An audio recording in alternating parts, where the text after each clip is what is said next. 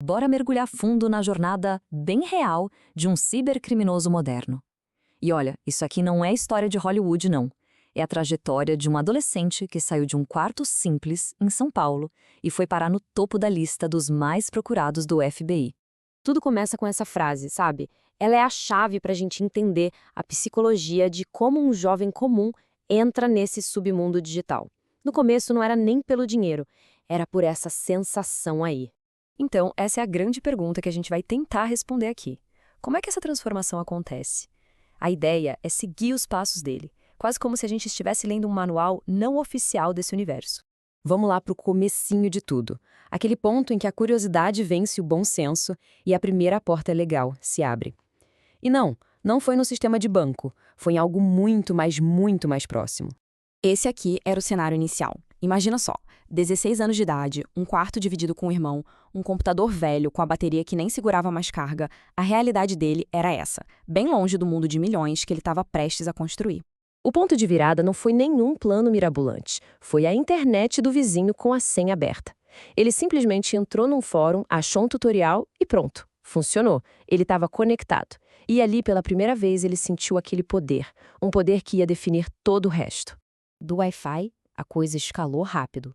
O primeiro crime de verdade mesmo foi um golpe de phishing. Ele não inventou nada, ele só aprendeu. Criou uma página idêntica à de um banco, disparou para uma lista de e-mails vazados e ficou esperando. 200 pessoas morderam a lisca.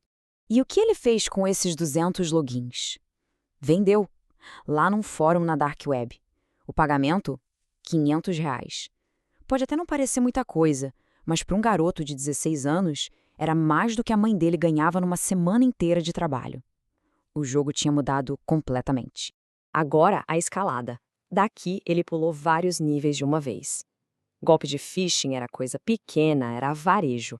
Ele queria o atacado. E para isso, mirou em alvos muito maiores, onde a recompensa ia justificar o risco. O salto financeiro é impressionante. De R$ 500, ele pulou para 15 mil por mês com clonagem de cartão. E daí, num único ataque, ele fez R$ 200 mil. O crescimento era exponencial, era uma loucura. O alvo foi uma empresa brasileira. Ele ficou semanas estudando o sistema, achou uma brecha antiga de segurança e entrou. Copiou tudo. Nome, CPF, endereço, senha, tudo. Anunciou o pacote completo na Dark Web e em 3 horas já tinha um comprador. A transferência, em Bitcoin, anônima e sem chance de reverter. Só que roubar dados e vender tinha lá seus riscos. Tinha que achar comprador, negociar. Então ele evoluiu para a próxima arma do arsenal digital, o ransomware. Era mais direto. Ao invés de roubar os dados para vender, ele sequestrava os dados e cobrava um resgate direto da vítima para devolver. E o primeiro alvo de ransomware foi um hospital particular. Um único funcionário clicou no e-mail infectado e pronto. Em minutos, a rede inteira do hospital parou. Prontuários, agendas de cirurgia, exames, tudo ficou inacessível. O caos. O hospital, para evitar uma tragédia ainda maior, pagou o resgate. 5 bitcoins. Na época, R$ 500 mil. A essa altura, ele já era um fantasma digital, sabe? E aí ele pulou para outro patamar. Já movimentava milhões sem ser visto. E foi então que ele deu o passo mais perigoso de todos: começar a fornecer serviços para o crime organizado. Mas como é que ele se mantinha anônimo? A metodologia dele era uma obsessão com segurança. Cada operação era planejada nos mínimos detalhes para não deixar nenhum rastro, para se tornar de fato um fantasma no sistema. Bom, o crime do século XX precisava da tecnologia do século XXI. Esse encontro era de certa forma inevitável.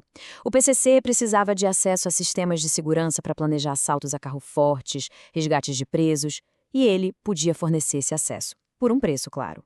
Mas esquece aquela imagem do criminoso que ostenta, que exibe o que tem. Ele aprendeu com os erros dos outros. A ostentação leva à prisão.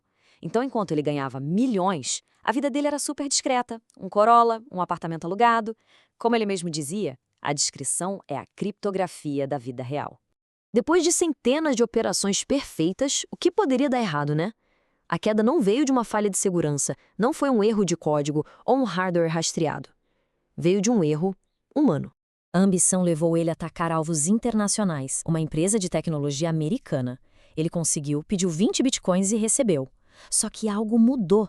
A partir dali, o FBI, a NSA, a Interpol, todos agora estavam caçando o codinome dele. O cerco começou a se fechar. A queda começou, na verdade, com um erro cometido anos antes. Um cúmplice de um esquema antigo de golpes que ele mesmo tinha montado foi preso por um crime que não tinha nada a ver. Pressionado pela polícia, ele abriu o bico. Deu um nome. O primeiro nome real ligado àquele codinome. Ele criptografou absolutamente tudo. Discos rígidos, comunicações, conexões. Mas tinha uma falha no sistema dele. Uma vulnerabilidade que ele não podia controlar. Não importava o quanto tentasse. E a resposta é essa: o fator humano, o elo mais fraco da corrente. No fim das contas, não foi a tecnologia que derrubou ele. Foi uma pessoa, um antigo sócio, um peixe pequeno que anos depois conectou o nome verdadeiro dele ao seu fantasma digital. Mas a prisão não foi o fim da história. Na verdade, foi só um novo capítulo. Um capítulo que mostra como o sistema penal não está preparado para lidar com esse tipo de criminoso que não se encaixa nos moldes antigos. O contraste aqui é absurdo. A punição dele foi a desconexão, quase 3 anos sem tocar num teclado. A recompensa? Ele nunca revelou a senha da carteira de Bitcoin dele. Enquanto ele cumpria a pena, o valor da criptomoeda explodiu. Ele entrou na prisão com milhões e saiu com muito, muito mais. A justiça o puniu com tempo, mas a tecnologia o recompensou com uma fortuna. E isso leva a uma reflexão final. Ao sair da prisão, a primeira coisa que ele compra é um notebook. Essa história, no fundo, não é sobre um indivíduo, é sobre um padrão. Um padrão onde a atração pelo poder digital e pelo dinheiro fácil sempre vai encontrar jovens talentosos dispostos a cruzar essa linha. A tecnologia evolui, as defesas melhoram, mas em algum lugar, agora mesmo, um garoto de 16 anos acabou de se conectar no Wi-Fi do vizinho, sentindo aquele poder pela primeira vez. O ciclo continua.